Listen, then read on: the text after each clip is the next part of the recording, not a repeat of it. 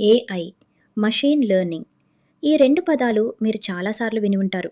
కానీ ఒక ప్రశ్న, ఈ 2 ఒకటేనా? ఎందుకంటే చాలామంది ఈ రెండింటిని ఒకటే అనుకుంటారు. కానీ నిజానికి అలా కాదు. ఒక సింపుల్ ఎగ్జాంపుల్‌తో అర్థం చేసుకుందాం. మనం ఒక కార్ గురించి ఆలోచిద్దాం.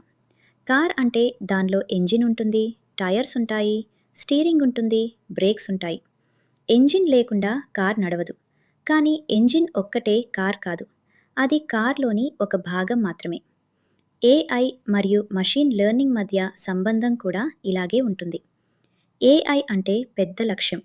మషీన్స్‌ని మరింత ఇంటెలిజెంట్‌గా చేయడం, పరిస్థితులను అర్థం చేసుకోవడం, సరైన నిర్ణయాలు తీసుకోవడం, మనుషుల్లా కొన్ని పనులు చేయగలగడం. అదే ఆర్టిఫిషియల్ ఇంటెలిజెన్స్. మషీన్ లెర్నింగ్ అంటే ఆ లక్ష్యాన్ని చేరుకోవడానికి ఉపయోగించే ఒక పవర్ఫుల్ మెథడ్. కార్‌కి ఎంజిన్ ఎంత ముఖ్యమో, ఏఐకి మషీన్ లెర్నింగ్ కూడా అంతే ముఖ్యమైనది. కానీ మషీన్ లెర్నింగ్ ఒక్కటే ఏఐ కాదు. అందుకే ఒక విషయం గుర్తుంచుకోకండి. ప్రతి మెషీన్ లెర్నింగ్ సిస్టమ్ ఏఐలో భాగమే. కానీ ప్రతి ఏఐ సిస్టమ్ మెషీన్ లెర్నింగ్ కావాల్సిన అవసరం లేదు. ఎందుకంటే ఏఐని నిర్మించడానికి మెషీన్ లెర్నింగ్ మాత్రమే కాదు, ఇంకా చాలా మెథడ్స్ ఉన్నాయి.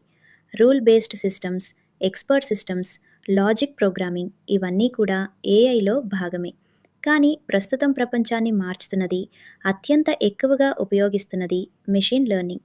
ఇంకా సులభంగా గుర్తుంచుకోవాలంటే ఏఐ అనేది కార్, మెషీన్ లెర్నింగ్ అనేది దాని ఇంజిన్.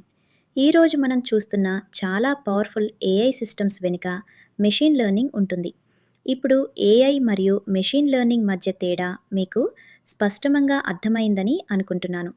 మరి ఇప్పటి వరకు మీరు ఈ రెండింటిని ఒకటే అనుకునేవారా? కమెంట్స్‌లో చెప్పండి. తర్వాతి వీడియోలో ట్రైనింగ్ డేటా అంటే ఏమిటి? అది లేకపోతే మెషీన్ లెర్నింగ్ ఎందుకు పనిచేయదు? చాలా సింపుల్ ఎగ్జాంపుల్స్‌తో తెలుసుకుందాం.